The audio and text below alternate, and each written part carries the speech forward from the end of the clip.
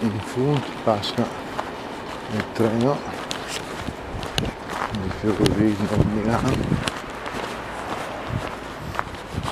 ferrovie che passavano anche quando Emilio De Marchi morì, erano costruite durante la sua esistenza, perché lui, nato nel 1851 e morto nel 1901, vide proprio cambiare anche il paesaggio e anche la struttura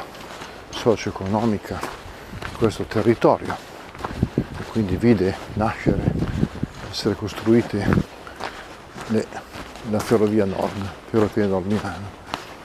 E ora, oggi, che è il 6 di febbraio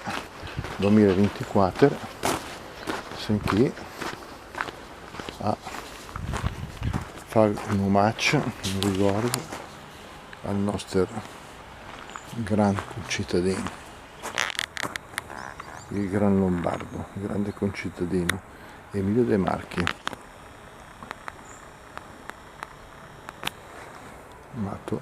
31 luglio 1851, morto 6 febbraio 1901. Tutti, diciamo, chi ama la letteratura lo ricorda volentieri come autore di grandi romanzi, i milanesi lo ricordano come grande milanese, e noi de Paderna Dunian ricordano come un gran padernese che si innamorò di questo paese e volle essere sepolto qui proprio perché veniva